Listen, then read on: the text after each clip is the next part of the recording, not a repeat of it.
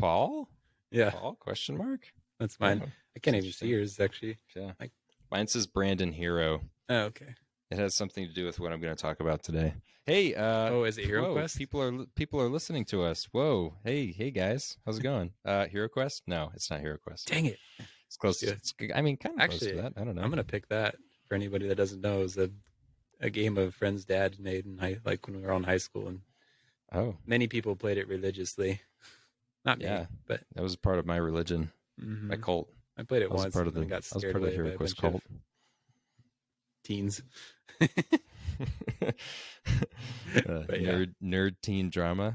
hmm couldn't handle it. Uh, Wasn't well, I mean, should you just go with that, man? I mean, you're already talking about it. Just roll with it. could I talk about Hero Quest for half an hour? I don't know. I could talk about Hero Quest for half an hour. No, I like what I got. Yeah. Okay. I'll put it on the I'll put it in the back burner though, the back Back pocket. burner. I talked about board games a while ago. It kind of is, it's pretty close to that. That's true. You know. Yeah, we'll give it a rest for a week and then we'll come back to it. It is Yeah. inspiring though, and Yeah. like what one person can do. And here I'm already talking about it. Anyway, Yeah. how about you go first? Well, I was going to talk about AI. Nope, just kidding. Got him. I just had to throw it in there. You see my eyebrows shoot up, start salivating a little. Yeah. Speaking about religious cults. Someone said the magic words, magic letters. No, I'm not talking about that. No, my theme has to do with heroes, and I was really inspired recently to talk about the hero's journey. And this is like a sort of symbolic character arc that you see in a lot of stories. I feel like you are always talking about stories and story conceptions, more creative things, and I'm always talking about things like fire, the sky, sleeping, I don't know, weird abstract things like that or whatever, or not as abstract, more like tangible things, excuse me. But we all find what we like. But I was thinking about, I want to talk about something that's more like story driven, more the balance of fiction with the real world kind of things. And I've been listening to Jordan Peterson quite a bit, as I've told people before. And he talked about you can't stop. It's like AI. It's a total addiction. Takes you over, yeah. And so he talks a lot about this hero's journey and how you see it in the Bible and different psychology, and he references different movies where you kind of see it, and it's interesting. And so it's really made me think about it. And I guess it kind of, in the psychological world, it kind of came about in Joseph Campbell's book that he wrote, which I think was called what was it called? Hold on, I'm going to look at it for a second. Wasn't it just the hero's journey? I think it was actually called The Hero with a Thousand Faces, The Hero's Journey Arc, or something like that. And I have his website pulled up right now, and I think I'm going to just share the screen and show it, which we'll see if I can do this. Unlocking new technical highs right here. Yes. And boom. Can you see that? Yep. Yeah. Nice. Okay, Get cool. a little seminar going. Check it out. I know. So cool. Ignore whatever this thing is over on the right. I don't know. Those are photos of his students or something. But he's got a bunch of different bullet points that I thought were interesting. And I'll just kind of go down to this little photo that he's got that I think was kind of cool. But there's kind of like the ordinary world, the unknown world, and then above and below that, a bunch of different like sort of circles of the hero's journey. And I kind of wanted to go through these and then talk about different movies and stories where we found this and sort of different thoughts we have on it. But the hero has to say it again. I'll have to make it full screen then. Oh yeah. But yeah, the hero basically, I mean, wait a minute, full screen. Can you see what I'm pointing to? Yeah, I just first one. I just to make the graph full screen. Oh, gotcha. So I can see it better. So yeah, the hero starts with departure, right? The call to adventure or refusing the call, the supernatural aid, crossing the threshold, the belly of the whale. They're in some kind of like, something went bad. This is kind of like Luke Skywalker when he's leaving Tatooine to like go on his first journey. There's something that's going to make you like depart your original state of being, or like Abraham leaving Ur and going to the land of Canaan, something like that, you know. Yeah. And then initiation, you know, the trials, meeting with the goddess, the woman as the temptress. This is if there's like maybe some kind of love interest or something's going on there. Atonement of the father. There's something that's like kind of, okay, here's act two. There's something difficult that's happening, and the person has to like grow in a certain way. There's some like challenge that's in front of them. And then the last thing is they're returning, and, you know, refusal of the return, the magic flight, rescue from without. Basically this like, now I'm returning to wherever I was originally, so it's like full circle, right? And they return to where they were, and now they have changed in some way. They've become like a new person. They've conquered something, not just something of the outside world, not just that they like conquered the monster, but they conquered something within themselves, and they changed as a person because of that. And you know, this is, you know, heroesinthejourney.com and What's the ordinary Joseph world Campbell's. versus the unknown world? Oh, right. So yeah, the ordinary world is like, this is what the hero is familiar with. So it's like up here, this is where the hero starts, right? The hero starts in this place. This is like, they started in a place where they felt really safe, and this like was home. competency and stuff. And then they left home, went through the trials, conquered the trials, and returned where they were now different people. So they came back to the ordinary world, and all the trials and everything was basically the unknown world. And I think they show this really well in Lord of the Rings, where the hobbits are in the Shire, and then they like get the call of adventure. They leave the Shire. They go through all these trials. They go to Mount Doom. They destroy the ring. Spoiler Sometimes they're alert. literally underground. They're literally underground sometimes. Then they come back to the Shire, and they are changed people, right? And so it's kind of this full circle, and I think they do that well. So anyway, I'll go back to the normal thing here. All right, did we return normally? Yeah. We maybe completed the hero's journey. We completed the hero's journey. Screen share. Got a little dicey in the middle there. So yeah, you know, that's just the hero's journey in my mind. How that kind of works out. And, you know, you see that in Star Wars with certain characters. You see that in Lord of the Rings with characters. You see that in the Bible with different characters. And I think that it's interesting to identify that in like our own lives as well, you know, where you think about how you go through your own kind of hero's journey, you know, and it's just such an ancient tale. It's like this repeating narrative. And this was one of the points that I was learning from Jordan Peterson, is that it's a repetitive narrative in most stories and mythologies and histories, because it's one of the most relevant stories. It's a story that people can relate to. They can see it in terms of their own struggles and things in life. And I feel like, as I've been learning that just in the past week or so with Jordan Peterson and his talks, it's really made me think critically about my own life and how I've had places where I've kind of changed in my own hero's journey. And I just found that really inspiring, you know, and kind of taken some of those 17 steps and almost like applied them to my own life, and thought about my own histories of like, oh yeah, I got this call, and this was like my trials that I went through. And this is what I this is my temptress. This is what I overcame. This is how I changed. This is when I returned and I like came back in full circle. I was a new person. And I think that it's a really good level of like awareness in storytelling and also in your own life to kind of think with that way. So do you think there's like different levels of it? Do you think there's like a hero's journey for your whole life, but then also like in individual moments as well? So like maybe something like, so you have that pattern play out over your whole life, and then do you think it plays out like on smaller scales as well throughout your life? Like, oh, here was a challenging time, and it was like, it might just be you moving states or something, but like you had that hero's journey in just that smaller moment as opposed to your whole life as well. Well, that's a good question. I don't know if I would see that as something that goes across the entire lifespan. I definitely think that I feel like it's almost, people have several smaller journeys where they have, okay, here's my little hero's journey right here. Here's the next hero's journey, the next hero's journey. And by the end of it, there's almost like a graph of growth as a person, where now you've like changed over time because of these like continued hero's journeys that are leading you. I don't know.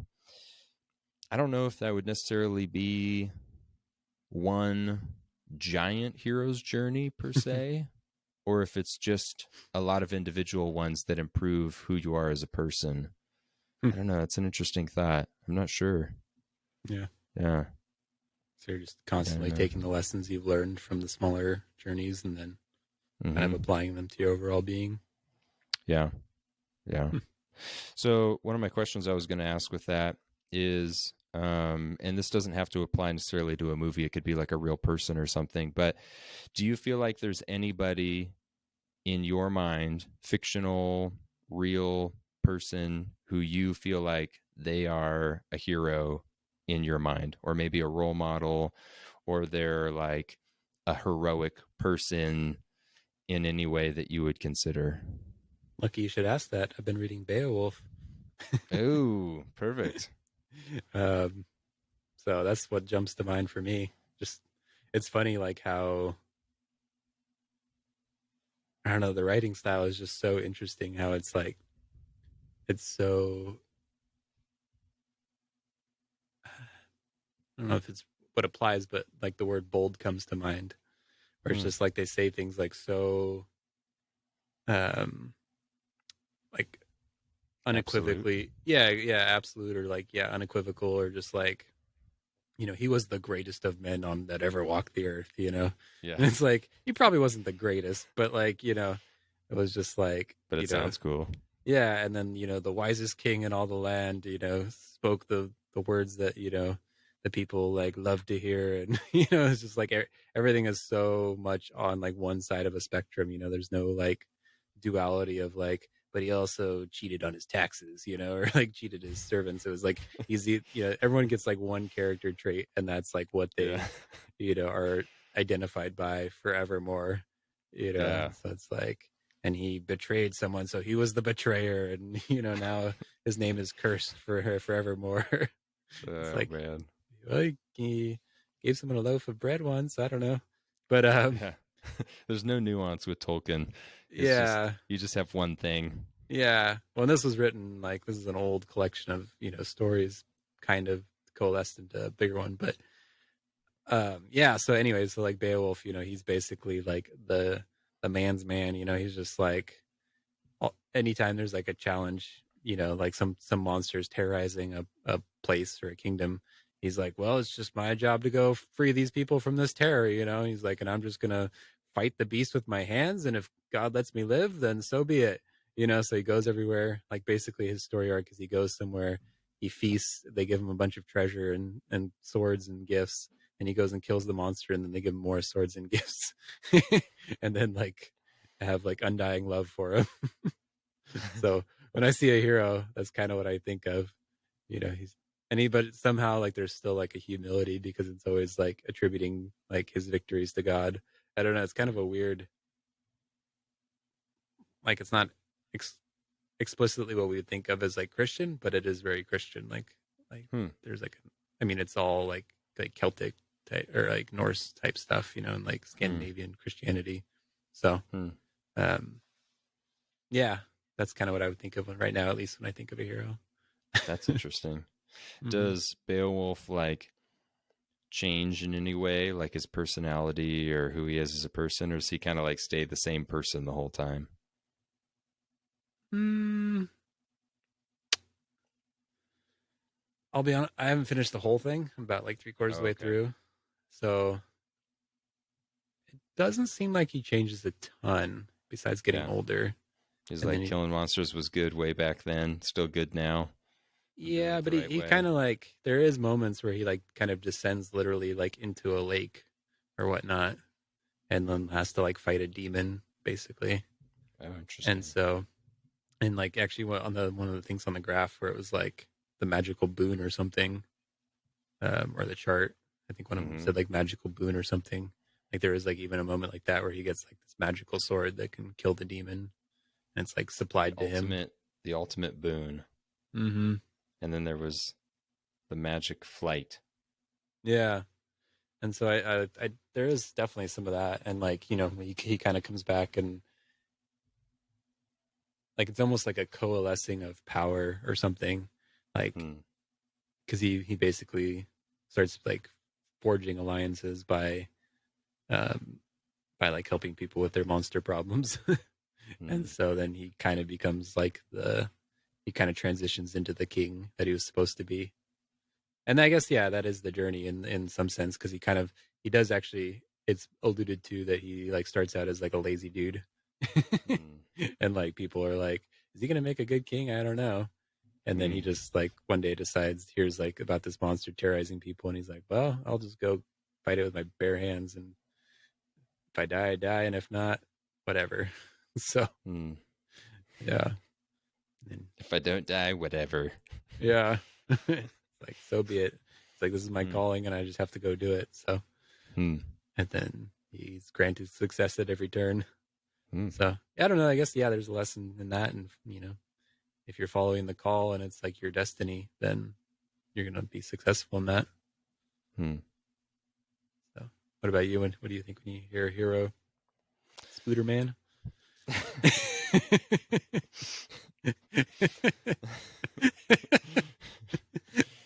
Yeah, if people haven't seen this YouTube phenomenon, that's a total parody on Spider-Man. It's called Spooder, Spooder, I think. Spooder Man. It's pretty ridiculous. I don't know if I exactly recommend it, but if you just want to see something stupid, look that up. Anyway,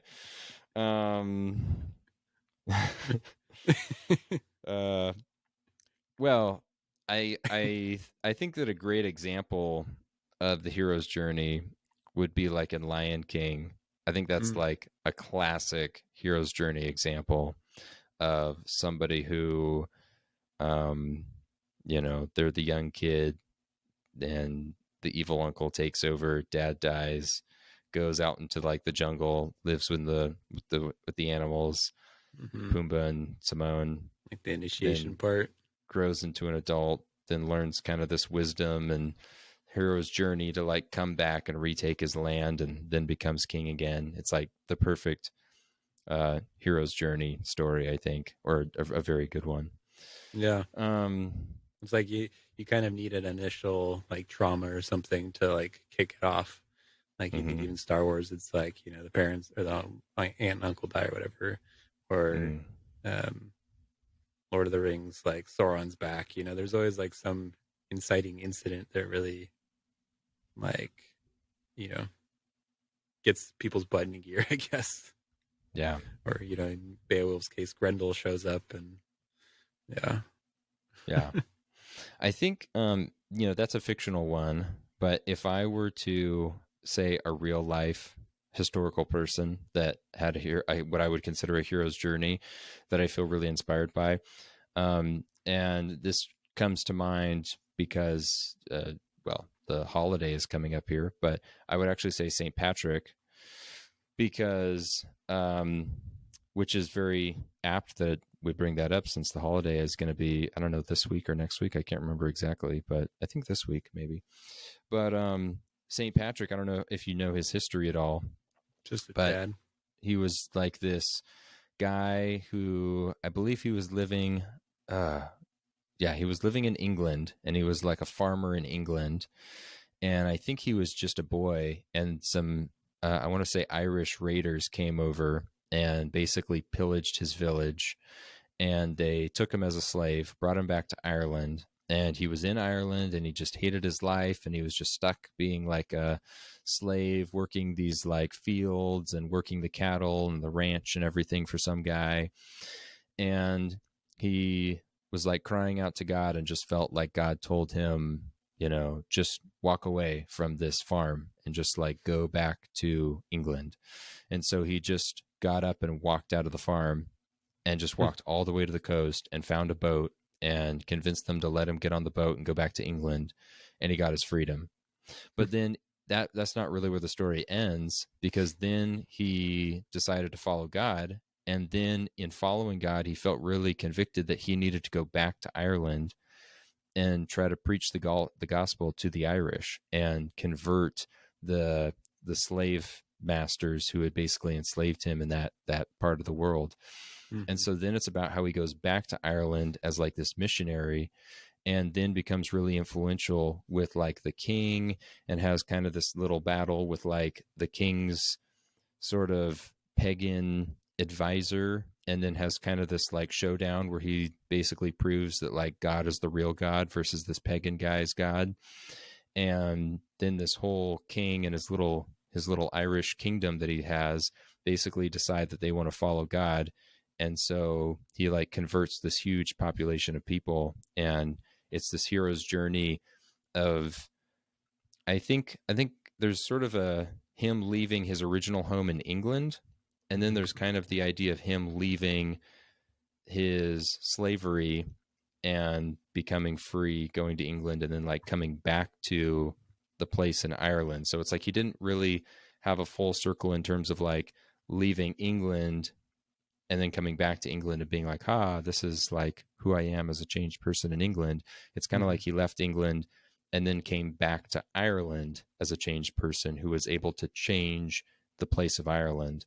And I feel like that's pretty dramatic, because the typical hero's journey is where you leave and you go and you change something within yourself.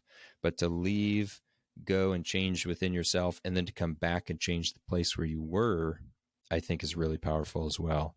And I think that's the story of St. Patrick. And I think that's a hero's journey that I find really inspiring. So maybe that means I need to move back to Santa Barbara. Full circle it. Anyway. Yeah, I mean, maybe. No. Well, I think there's like, I think Mr. Jordan Peterson again talks a lot about that, where you know, that he likes the belly of the beast thing, and like there's this idea that you go and slay the dragon and bring back the treasure, so and then like that treasure is what changes the material world, I guess, essentially. And so whether that be like something you acquire internally and then can spread outwards, or um, is potentially even a physical thing, I guess. But it's like once you kind of conquer the demon, you can like bring that wisdom. Usually it's metaphorical, and then you can bring that wisdom to your new surroundings. So it's like not only you changed, but you usually have something more to offer as well. Which sounds like in the case of St. Patrick as well, like that happened. Yeah. Got yeah, yeah, yeah. That's wild that people like that could just exist. Mm. It's definitely. Yeah. I don't know how people like get those callings. It's like I think it's just different people have different callings, obviously, and so it's like I don't think you can really just conjure that and make that, put your will into that and make it work for you. But I think you just have to be true to your calling, and then if that's the case, I've actually been. Have you seen the show The Chosen? Yeah. Yeah, so I've been watching that, and it's like kind of interesting just to see like what it might look like to be called as just a normal person. Like, Yeah. how weird would that be? It's like you're just doing one thing, and the next day it's like, okay, just follow me. It's like, Yeah. okay. Like, I don't know how accurate it was in the show with like them having wives and stuff, but like, I'm sure like some of them was probably had at least someone they were interested in or something, or like ties to the world. It's really interesting when you think about it, because that idea of like the call to adventure. I mean, this happens a lot in movies, not only just, in The Chosen, where it's like somebody is called to depart, and you think about everything going on in your life. It's like, okay, I've got a wife, I've got rent, I've got jobs, I've got my family, I've got all these things happening here. What would need to happen for me to like uproot and go do something? It's like if Jesus just walked up and knocked on my door and was like, hey, Brandon, here's a couple cool miracles, like, you want to come follow me? It's like, Yeah. whoa, would that be enough that I would like, yeah, dude, like, I'm in, let's go. Where are Yeah. we And like, going? North how many Korea? Cool. excuses are going to come to your mind instantly, Yeah. It's like, well, I I can't do that can't. because I'd lose my deposit on my rent. yeah, there's something here, whatever it is, I can't do it. I have to go to the gym 3 times a week. Yeah. Like I Yeah, won't have a job when I come back. It's like, you're yeah. not coming back. You're getting crucified with me. You're like, ah, hard pass. Oh, okay. Yeah, and Yeah. it's like if you knew the trials that laid ahead, would you sign up for it? You know, like if the disciples at the beginning knew all the difficulty they would go through, it's like they probably wouldn't have, you know. But by the time those trials came, they were pot committed, you know. Yeah. They were like they were in it to win it. It's like, well, I already gave up everything and I've been in this for like 3 or 4 years, so here we go. Let's just go a little deeper. Yeah. And they've like been acclimated and given probably the lessons they needed to at the pivotal moments to kind of get to that point where they could handle it. And Yeah. yeah. Yeah, that's yeah, I don't know. Like so for me that's I don't know how that came up as part of the show, but Oh, just the idea of like in the show The Chosen, there's mm-hmm. that scene where Jesus is calling people and Yeah, taking them away. And it's like that's part of the hero's journey is to like rise that's to the true. call of the adventure, you know? Yeah. Yeah. When it's yeah, it's kind of like again like an abrupt thing or something that comes from externally. Like I don't you don't really see many heroes journeys that like start with people or like just people living like a happy normal life. It's like something weird always happens or Yeah. I don't know. He was Yeah, you comfortable in know. suburbia and then he decided to sell all his possessions and start a clown car. Or, I don't know, you know. It's like you never hear Yeah, that. I would say it's the more rare occurrence that people just like decide to go do something. Usually it's like something happens to them, more often than not something tragic. I mean, in The Lion King, it was like his dad got killed by his uncle. You know, I mean, there's something that like causes a person to go take action in some way. Mm-hmm. Um, yeah, and I think the inspiring thing for me with the hero's journey is just that I I think it's easy to watch those movies. You watch Star Wars, Lord of the Rings, Lion King, whatever it is, and it seems like really grandiose. It seems like, well, that hero had just the right circumstances and they were a person of incredible courage. They were a one of a kind person, but like I'm just an ordinary person. Like I would never have an opportunity to go be an incredible hero. And I think that that's the interesting thing. Exactly what we're talking about is like you don't need this crazy circumstance of something happening to you to be a hero and to create a hero's journey. You can see and you can choose to live a life where you see opportunities. You can create an opportunity. You can just make the decision that you're going to act in a heroic way. You can go on your own hero's journey, big or small. It doesn't have to be some grandiose thing. It could be like a small thing in your life. And practicing that, I think, is what turns you into somebody who's capable of making a huge effect on other people's lives, making radical changes in your own life. And I think that people are more capable of being heroes than maybe they give themselves credit for. And I think that's the inspiring thing when I think of the hero's journey. Hmm. So is it like do you have to pass a certain threshold to be a hero, or is it just like any time you like, or is there like basically is there a minimum amount of stuff you need to do to be a hero, or is it like I don't know if can you be like have anxiety and go out shopping and then be a hero for the day? Yeah, well, that's a good question. Yeah, like how would we define a hero? You know, I mean, I think a hero is very much perception. I don't know if a hero is necessarily a standardized form of bullet points that you check everything in the list and you're a hero. Um, I I think a hero is somebody who's able to bring about change and are willing to like go through great risks in order to do that. You know, I think a hero is either trying to change themselves or change their circumstance or change the world or change something around them. And there's some trial, some challenge, some threat, and they're willing to try to take the risk of hopefully overcoming that in order to create the change. And so if that was something really small, like, well, I don't want to go outside of my house right now because I don't like my neighbors, and I'm afraid there's a risk that my neighbors might be out there and they're going to yell at me and throw rocks at me. I don't know, whatever the thing is. Yeah. They're going You to live in frown upon me. Mongolia. No, I'm just kidding. I don't know. And it's like, if I take the risk of like, okay, there's a perceived, danger or challenge, I'm overcoming that. And what did I accomplish by overcoming that risk? Well, I was able to mow my lawn. I changed something. Yeah. And I maybe bolstered a little bit of courage within myself. And then I went back inside. It's like, there's the hero's journey right there. Yeah, you end up back inside. Yeah, Feel good about yourself. that's right. So, it can be something that's not just like externally granted. It could be like an internal, or like someone doesn't have to name you a hero or call you a hero to be one. You could just like, Mm-hmm. yeah, Yeah. That's exactly what my point that I think is really inspiring is that you can be, you can be a hero if you are willing to view yourself from that capacity. Like I can view myself as somebody who is a capable person, and I can be like, I have the power to make changes, or I can view myself as like, I'll never be the hero, like I'll never be in those circumstances, or I'll never have the capacity to like do heroic things. And so I think it's very much like perception and how you view what you're capable of doing. Hmm. So yeah, that's a good question. Yeah, good clarification on that.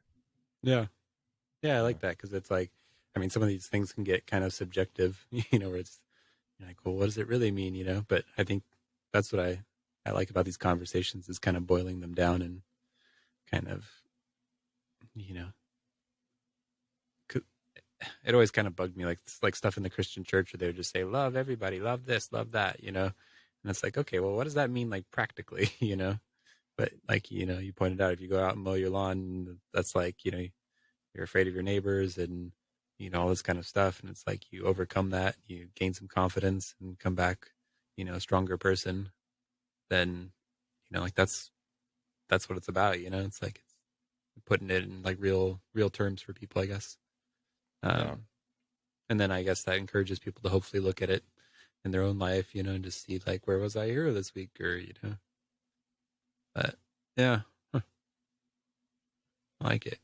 Do you feel like you have many of those moments or those hero's journeys? Like, how often would you say you have one, or like one comes along? I mean, I would say that probably on a daily basis, there is an opportunity to do something that you could consider heroic, just depending on how you're defining it, depending on how, if you're viewing yourself as like, I'm going to be the hero of a story that's happening today. Mm-hmm. Today, there is like a new chapter in like the story of Brandon's life. And what is the challenge? What is the monster? What is the obstacle? And what is going to be my journey to overcome that thing today? Like I was able to today have a sit down with a former student of mine who just wanted to sit down and like pick my brain. Mm-hmm. And I think that was a big deal for him. Like hopefully I was able to give him a lot of advice, ideas, encouragement that would push him further on his journey with his career and his life, that would be really impactful for him. He was taking notes on different things I said. There was a lot of stuff I referenced where it was like, oh yeah, look this thing up and research that later. And I'm sure that he's going home and maybe in the past, hour or two that since I was talking to him, maybe he's looking things up and researching and chewing over stuff that I talked to him about. And it's like, okay, right there, I was able to put myself out there. There's a risk that I'm taking. What if he doesn't like my advice? What if he thinks I'm stupid? What if I say something wrong? I don't know. There's a little bit of like a social risk and a status risk, but I'm putting myself out there, taking this risk in the hopes that I can make a change, not necessarily for me, but for this person, and that I can positively change them in a really good way that would be beneficial for the rest of their life and career and different things that they're trying to do. And so it's like, I look at that, and that's just the hero's journey that I went on today. What's the hero's journey that I'm going to go on tomorrow? I don't know. I'll find out when I wake up tomorrow. Yeah. Do you feel like So every day there's a challenge or a fear, like pretty much without, or like that there? Yeah, is there pretty much always one? Yeah, I would say I would say it just depends on how small you're willing to look. And I think the Mm. smaller you look, the better, because I think that the more you view yourself as a hero of a story and the more you give yourself the credit of being capable of doing things, then the more encouraged you get and the more bold you're willing to get and maybe strive for bigger in your life and strive for challenging yourself with more growth. So I encourage that. I think that's good. But Start small, um, clean your yeah, room. start small. Yeah, clean your room.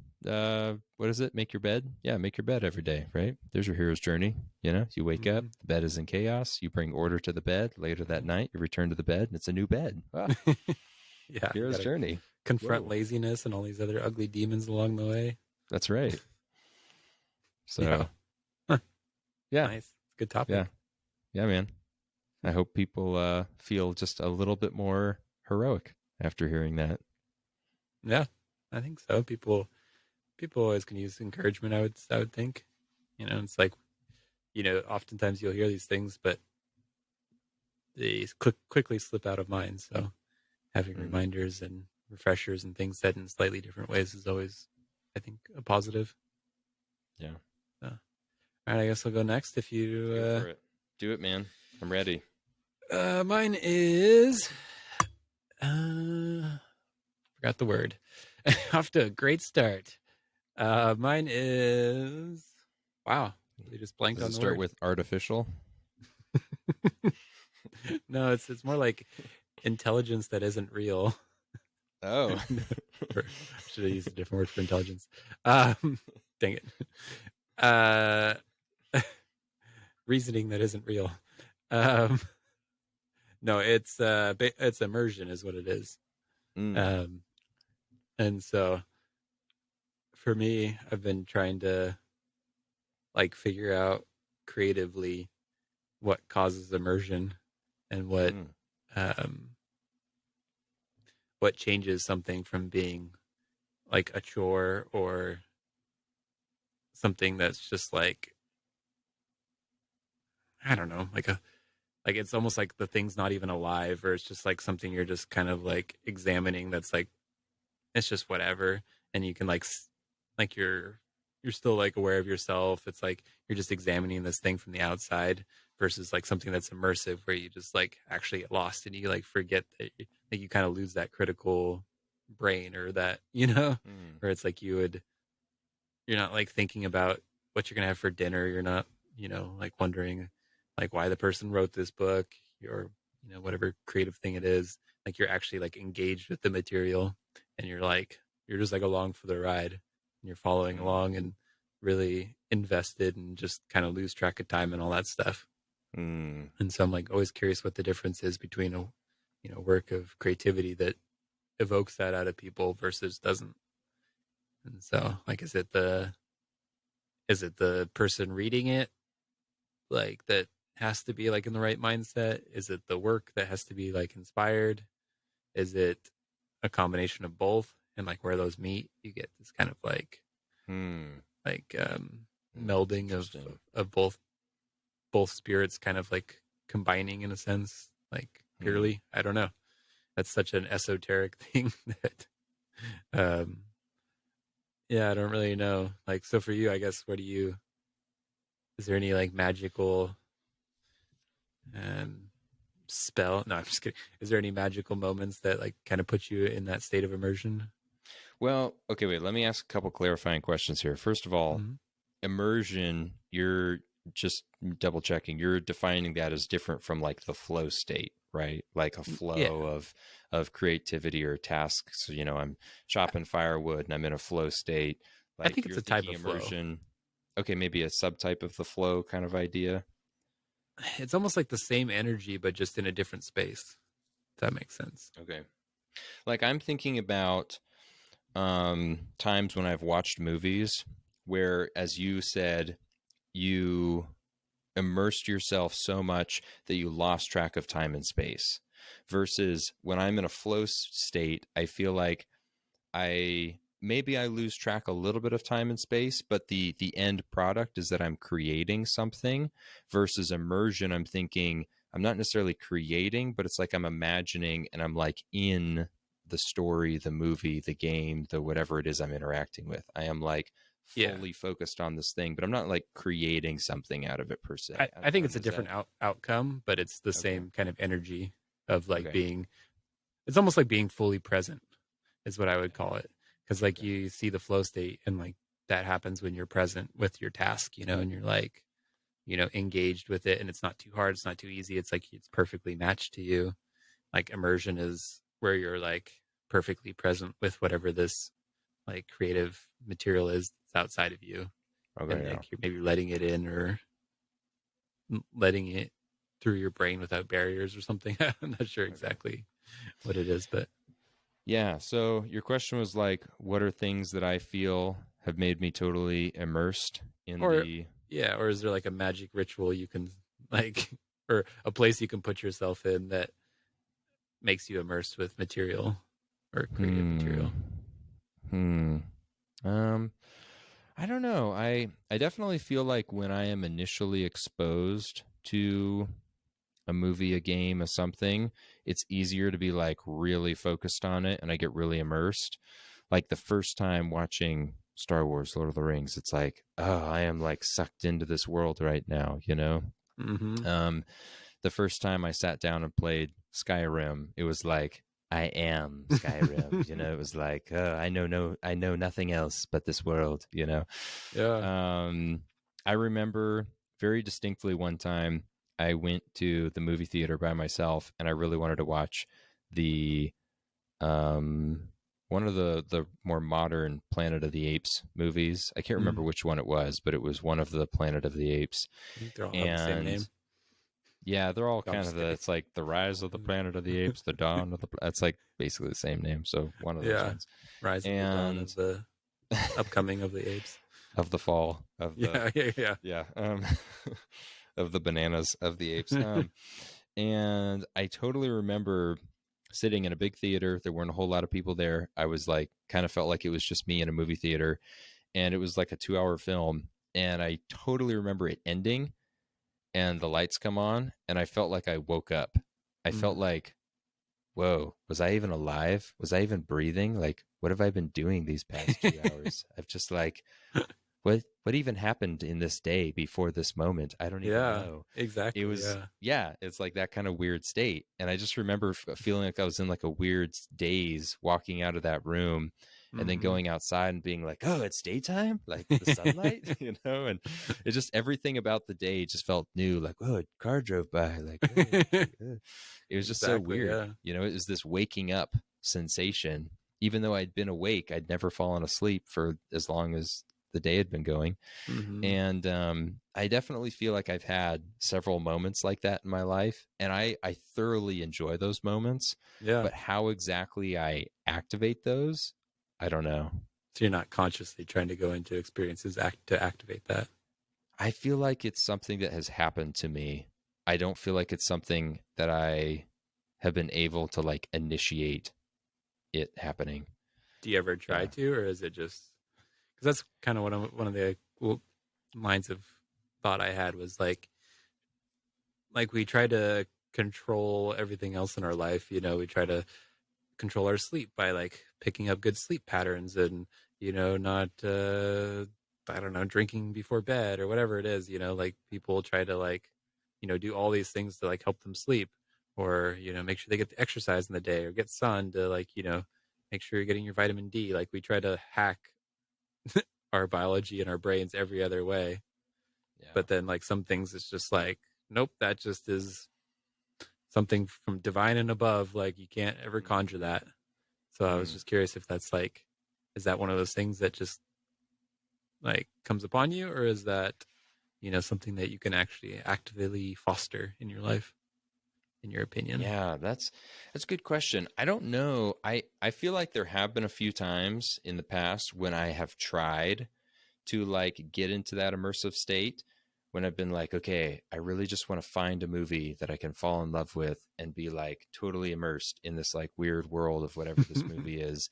And Mm-hmm. I'm going to find it. Ooh, this looks like a really cool movie. Like, yeah, let's play that. And I just want to get lost in this movie. And I feel like when I've tried to come to something with that perspective, I've been like really focused on like get lost now, like just lose track of time. It's not Yeah. happening. Almost like falling asleep. Like I'm not falling asleep now. And then it's like the more you think about it, I the stress less myself likely out. you are to fall asleep. Yeah, like stress myself out so that now I'm like laying in bed awake. So I don't know. I think from my experience, it's something that happens to me. I don't Mm. feel like it's something I can force to happen. Yeah, because there's And like a, like you mentioned, when you're looking for that, there's almost like a longing there of like wanting to be immersed in something, is what I found. So it's yeah, like yeah. often it's, for me, it's combined with nostalgia, where you'll like think of an old video game and you're like, oh, I just want to be that immersed again. Like that was Mm, so fun, or thinking of yeah. RuneScape or whatever it is, you just want to, maybe it's Zelda or something. It's just like you want to be immersed again, and like it, so often that feeling when you're searching, it's like paired with some nostalgia or like things like that. But I've found in my own life, yeah, it mostly comes by surprise too. If you're trying to Mm. force it, um, Yeah, if I could press play on Skyrim for the first time again and just immerse myself in it, like that would be fun. I actually tried playing Skyrim, I don't know, pretty recently. I can't remember how long ago. And I was like bored. I like wasn't into it. I was like, this is old. Oh, it's done. Like I can't go back to it anymore. It's gone. yeah. And I was like sort of sad because it was like, man, it was like so cool at one time, and it was like this whole world that I like lived in for like a couple weeks or whatever, and now it's just gone. And like I don't care if about that world anymore. if you I knew was like, what you knew now, would you not play it, knowing you would get bored just to keep the memory pure? well, but if I didn't play, there would be no memory, you Well, no, know. no, like the second time. Oh yeah, yeah. Yeah, Like maybe. did Yeah, it if kill I some of the nostalgia for you? maybe it killed some of the nostalgia. Yeah, yeah, yeah. Yeah. Because, but I mean, I don't know if I could, because when you have that much nostalgia for something, it's so hard to resist going back to it. Like going back to Mhm. it, you kind of know has the chance of ruining it, but still you think that like, but I'll return to it and it'll be just as good as it always was. And it's like, well, but no, you're not. It's not as exciting. I'm not Yeah. immersed. I'm like looking at my phone while trying to slay this dragon. Who cares about the dragon? Whatever. Put on my auto run and my auto run mod Yeah. and go cook breakfast while I run across It's a taking too 30-mile long to get map. to this little thing over here. I just gotta eat. Do I have any snacks around here? How am I gonna get to this out of this map, man? It's taking me like Put my forever. podcast Gosh. on while I'm watching it. Yeah. Yeah. Yeah. Yeah, yeah. That's So that's fair, kind of yeah. how it gets, Yeah. Like I Yeah. remember when I you first get into something, it's like every little detail stands out. But it's fun with the first time you learn those details. Hmm. And then once you already know the details, it's less interesting. And so I guess the only thing I can think of for like a predictable pattern is it seems like the first time you're exposed to something, Mm. you know? And when it comes to a creative work, there's only so, eventually it's like theoretically you'd eventually get exposed to everything, every movie, story, whatever, the first time. And so, it's like you could either just keep consuming stuff until you've gone through everything that's immersive, or I don't know. It's like I don't know how to repeat the immersion with the same things. Hmm. Renewable immersion. I don't know. Yeah, What were you gonna say earlier? Sorry. no, I'll expand on that. Like, I think there is some things that do have. So, like, I'll just throw out an example to you, and you can see what you think. Like, so what about the Bible? Do you think that your immersion with that has gone down or up over time? Oh, that's a good question, actually, because yeah, I do feel like my immersion has gone way up. Hmm. That's interesting. Hmm. What I was Yeah. gonna What is say it is about like, the? Yeah. I think things with depth, um, like keep your immersion in some sense. Um, Yeah. and Hmm. it might ultimately be like because you still are learning new things and Mm-hmm. potentially even like learning more the more you know, which is kind of a weird concept, to like have a, a piece of material, I guess I would call it. It's a bad way of describing it, but like, you have this sample that like, instead of the more you discover about it, like the more known it gets, but like usually like now it's like the more you know about it, the less known it gets in some sense, which is kind of wild. I think that it just like kind of speaks to an infinite nature, because like with something finite, the more you explored it, the more known it would be. Like, but it seems like there's an opposite to that, which is the infinite, which is the more you explore it, the more it opens up, which is kind of a weird concept. Yeah, that's a good point because, like in a movie or a video game or different things, they're finite, and eventually you learn all the things about that world to make it, boring, essentially, non immersive. Mm-hmm. But if you have something with really good depth to it, something that's really infinite, reading the Word of God, or I feel like another thing that I get really immersed in is human science.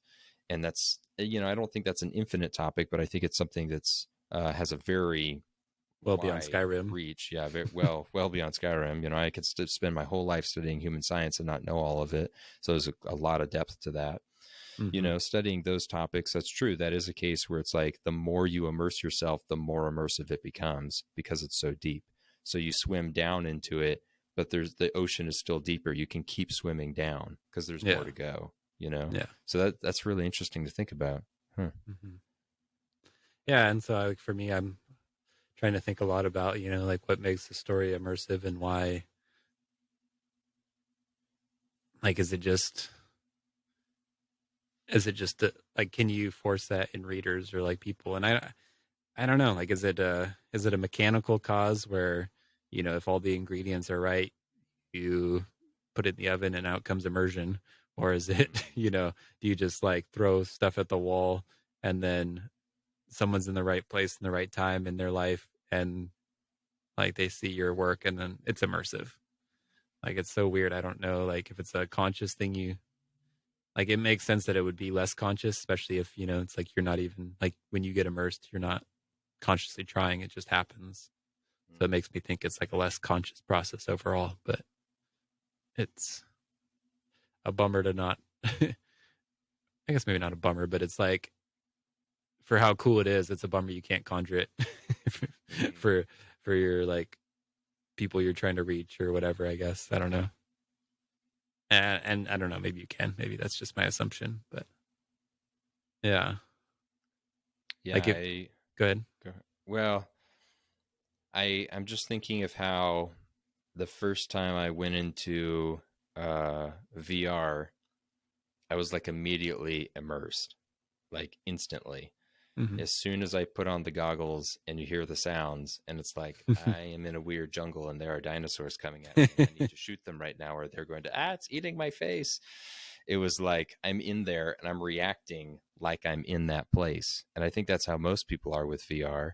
And so Mm-hmm. it's like how much of that was my perception versus the power of the device creating the immersion. I feel like that was a device of very powerful immersion because Hmm. it overwhelmed my senses of sight and sound, you know. Yeah, I guess if you're if you were to like here's a funny correlation. So like when you went to that metal concert, were you immersed? Oh. Like I know you didn't like it or whatever, or like it was harsh or whatever, but intense, but was it like were you immersed in that moment? Yeah, I would say that that was an immersion moment, maybe in a negative sense. Sure. Like I didn't really like being there, but You can't yeah, escape because it. I felt like I was so focused on everything happening around me. It was so overwhelming. The mosh pit, the craziness, the flashing lights, the screamo music. It was like such an intense experience of heavy metal concert that I was very immersed in the moment. And yeah, like I wasn't bored. I wasn't like checking my clock, like when is this going to end? It was more like, watch every person, like what is happening? There's a flying fist coming through. Watch out for that. Yeah, Yeah. is that guy bleeding? I can't tell. It's too dark. Is that blood? I don't know. Yeah, so maybe that's what good creative stuff is just assaulting everybody's senses, beating them down. Yeah. I don't know. So would you find like something more like calm and contemplative, like Lord of the Rings immersive, like the book specifically? Yeah, I think Lord of the Rings is very immersive, and I feel like that's because there's a lot of details. You Mm. know, there's a lot of depth to the story, the world, the characters, the everything that's happening. There's a lot of backstory, and so I think Hmm. that makes it easy to get immersed in. Yeah. Do you feel like you're immersed? Because I always wonder about that too. It's like, with Lord of the Rings, it's hard because people have like read so much of it that it's like, well, then I like it because it's so deep and rich and like, there's so much lore. But it's like even before that, there had to be something to hook you, right? Like, were you immersed from like the first chapter, or were you like, did it take a while to become like something that you were passionate about or like uh, able to be immersed in? Because like I think I remember reading The Hobbit Hmm. the first time, and I don't even think I made it like all the way through or something. I'm pretty sure. Yeah, I think. I mean, I read. I think I listened to the cassette tape back Hmm. when cassettes were a thing of The Hobbit when I was like 7 or 8 years old. And I just kind of thought it was like one story of many, like nothing too special about it. Like, yeah, I don't know. My mom makes me listen to stories every once in a while. This is just another one. Hmm. Um, and then when I was 9, reading the book, and that was like a big reading step for me when I was 9. So I couldn't read a whole lot of the book. I read like a page at a time, basically. Hmm. And as I became more interested in it, I was reading one page, then 2 pages. Then I got to reading, like a whole chapter in one sitting and a couple chapters in a whole sitting. And it got to the Hmm. point where as I was reading faster and progressing in my interest, I got more immersed. So I feel like but like when I first read it in the beginning, I was not immersed. And by the very end of the book, or at least the first book, I was very immersed. And then book 2, 3, it was like fully in. Hmm. Yeah. What was immersing you? Was it the like mystery of the story, like what comes next? Was it like the action? Was it like you felt like maybe it was even the case that you like felt like proud of reading? I don't potentially, I don't know. Yeah, yeah, I think I did feel proud of reading, and it was kind of this like, okay, this book seemed like it was just like the most challenging book I've ever tried to read up to that point, and then feeling like I'm capable of reading this, and feeling like, okay, I can go faster and I can do more. I think that was encouraging. Hmm. I think I don't know. I mean, there came some point in the story. Uh, I don't know exactly when. I was 9, so it was a long time ago now, but Tell at me some point. exactly in detail. It was this chapter on this line. Um, When Legolas first came into the scene, I knew I would yeah. be a ranger from that day forth. um, when, yeah, I don't know when, but yeah, there came a point when I think I just started caring about the story. Like before reading the book, it was like, okay, I'm almost done with this page. I'm almost done with these couple pages. Like I'm just working on this project of reading this book. And it shifted somehow from being a project and a task to I'm excited about this. I look forward to it. I'm thinking about the book when I'm not reading it. It You're somehow it immersed when you shifted. are. I'm Yeah. immersed when I am. Yeah. So like in that sense, it almost seems like you can force immersion in some sense because it's like if you were just putting in the time at first, but then it like became something that like consumed your attention, I guess, is what it's Hmm. sounding like. Yeah. Just by Yeah. like I repeated created exposure. I started with work and repeated exposure created immersion. Yeah. Yeah. But it had to be something that was worthwhile to like sink your attention into, or else I'm sure you wouldn't have Mm-hmm. stuck with it. Mm-hmm. Yeah. Huh. Yeah, it's an interesting thought. Yeah, it is a very interesting idea. The mechanics of immersion and who decides to get immersed. Like I just wonder, and I feel like I don't know. Well, here I'll say this first, and then I'll bring up another question. But Um, I feel like it's interesting when you think about the levels of mechanics that could cause immersion. Like movies can be very immersive. It's visuals, it's sound, you're thinking about a story. Books can be very immersive, but it requires a good imagination, I think, to have good immersion with that. video games are immersion. You know, there's sound, there's visuals, there's choices and actions you take within it. VR is very immersive. But I wonder how likely people are to become immersed in something if it had like very little like stimulation in the mechanics, you know?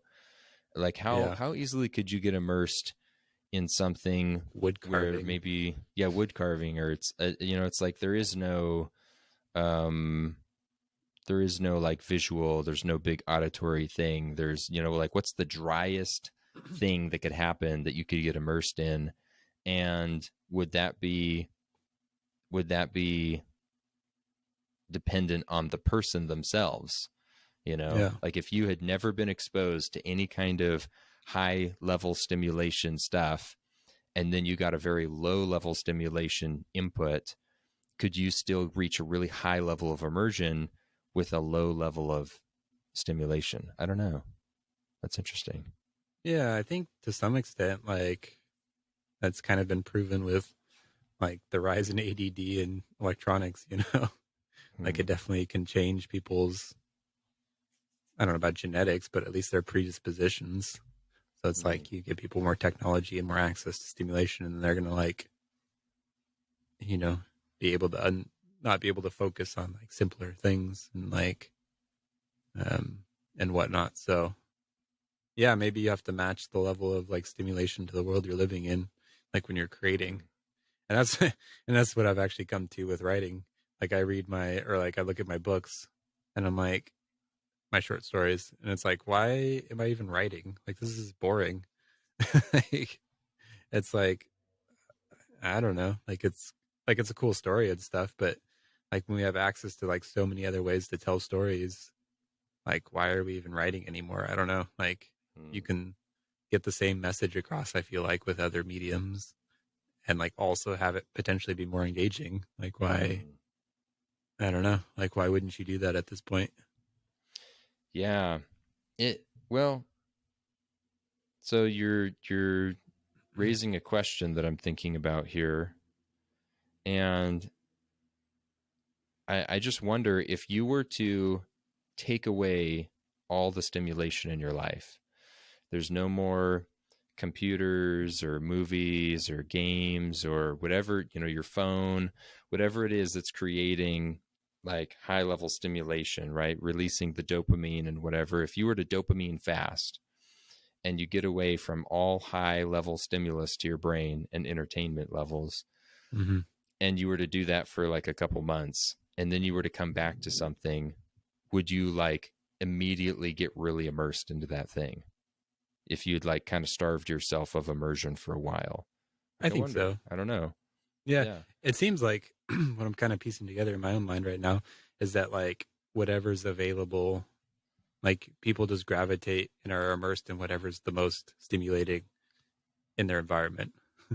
So Hmm. probably like for somebody back in the day, like a book was the pinnacle of Yeah. immersion and stimulation because you're like getting this knowledge from across the sea and it's a book from the Orient and you know no one else has read this and like I'm on the forefront of the cutting edge of modern thought, you know, or whatever it is, I don't know. And you know, like that was maybe like their pinnacle. And people can still get into books today too. It's like it's fine, but I would never I feel like I'd be hard pressed to find someone that like wasn't more immersed with like the best movie they've ever seen versus like the best book they've ever read, Yeah. I guess. But maybe that's just my conjecture. Yeah. Like I think our level of stimulus, you know, I'm just comparing, yeah, like VR. I feel like VR is like the pinnacle of our immersion stimulus in today's age.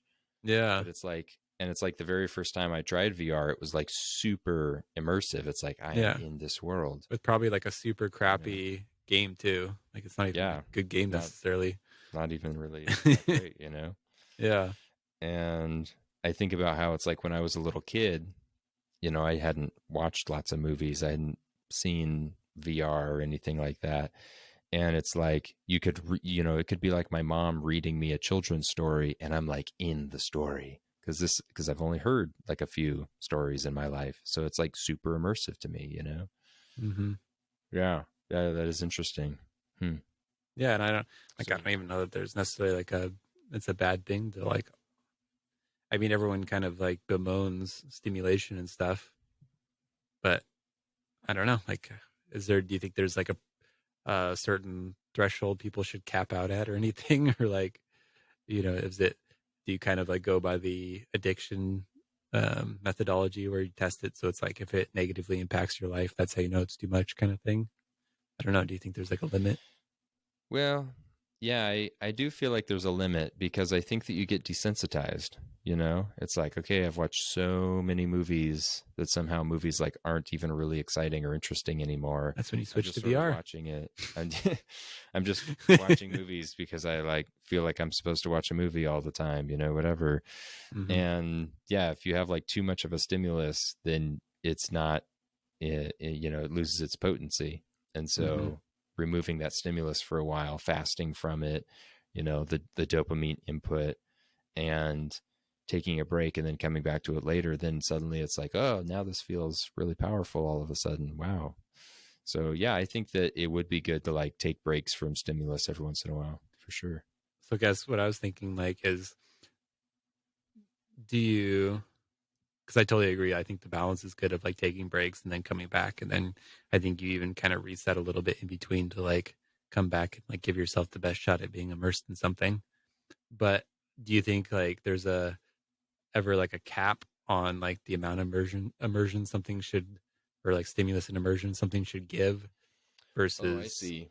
um yeah, like versus like just the quantity of it. Right, right. Yeah. Um So it's like, like, are you so immersed that you're too immersed and now you've entered the matrix? yeah. So I agree with the balance in time like spent, you know, de- disconnecting and like Hmm. connecting to immersion. But Yeah, I think um hmm. like, should we just be like, on one hand, like be in the matrix, but then when we're out, be like just a nature meditator, just with empty mind. Well, I like I'm thinking about um hmm like it is an enjoyable experience to be so immersed in something that you almost get into a meditative state. It's almost this trance. You like forget your time and place, and then you wake up from that and it's like, wow, like I'm coming back to the world almost with fresh eyes. And I think that's one of the beauties of it for me, is that when you do come back to the real world, you view the real world differently. And I think that's a very enjoyable experience. It's like a fictional hero's journey. Yeah, yeah, you've now you've gone into the immersion, you've come back different, you know. Yeah, exactly. um I think the danger with having such a high dose of immersion is if you felt like you were addicted to the immersion and you like didn't want to go back to the real world. And it's like, no, I just want to stay on the hero's journey. I don't want to like come back as a changed person and like go back to my life. I Mm-hmm. just want like I just want to like continue this hit of immersion. I never want the immersion to stop. Mm-hmm. I feel like that's Instead of maybe like gleaning from the immersion, like what, like if you're like super like into Lord of the Rings and you like, but then you came back with like a message of, being courageous in the face of evil or something like that kind of thing, maybe. yeah, like um yeah, like if you don't let the immersion change you in a positive way, and you basically are just like slave to the immersion, then I feel like that's where the dose of the stimulus was like too great, and you needed to have like a lesser immersion experience of some kind, you Mm. know. Especially, yeah, if the immersion doesn't have a lot of meaning or whatever. It's like social media is great at that, or Hmm. like TikTok or whatever. It's like there's not a lot of deep meaning there necessarily. So you Yeah. can be super immersed, but you're not like pulling out anything. Whereas Yeah, like I for mean, you, I maybe like when you're immersed in Lord of the Rings, you're actually pulling out good stuff from it. And yeah, I so think about like certain types of video games where you could get really immersed and then you get like hooked on the immersion, and then it's not really beneficial. You're maybe just kind of like wasting grinding out away, items or something. Yeah. grinding out RuneScape items. I don't know, whatever it Hmm. is. Um or Or I mean, it's even like the drug experience. You have like a really powerful psychedelic experience. There could be benefits from that, but if you're like overdosing those benefits all the time, then it's like, okay, you did it once that you gained the benefit, and If you're just that doing was you. cocaine for the stimulation, but not the meaning, it's like, Yeah, it was like, but you didn't walk away with that benefit appreciating something new about life or whatever. You just sort of like got into this high, and now you just want to stay in this immersion and never come back to the real world. And now that's creating problems for you. It's not making you a better person. It's like degenerating your life. yeah. I like the parallels at the end with the hero's journey. I think that's cool. Yeah, man, we tied it all back together to the hero's journey. Yeah. Full circle. Huh. Yeah, that gives me a lot to think about. That's perfect. Yeah. This was Yeah, I needed man. to speak to a wise mind to try to understand some of this. My hope is just that for the people listening, they find themselves immersed in our podcast, immersed in our voices. Our voices are inside your mind. Boo. I'm gonna try to find the meaning. Good luck. Yes. Now wake up and be a better person. Go live in the real world. Go live in the real world. Neo. Should we wrap it up there? Yeah, man. Yeah, that sounds good. Right. That was a lot of good stuff. Glad to talk about those things. Yeah, that was like really in depth. Much more than I was hoping for. So yeah. Oof. Forget all that lighthearted stuff. We'll just go straight for the throat. Kill him. All right. Well, thank you for joining us on episode 22. 23? Yeah. One of those ones. Early 20s. Yeah. We're growing up. Oh, thanks, people. Yeah. Appreciate you guys sticking with us. It's fun. Hope you guys enjoy it. Absolutely. See ya.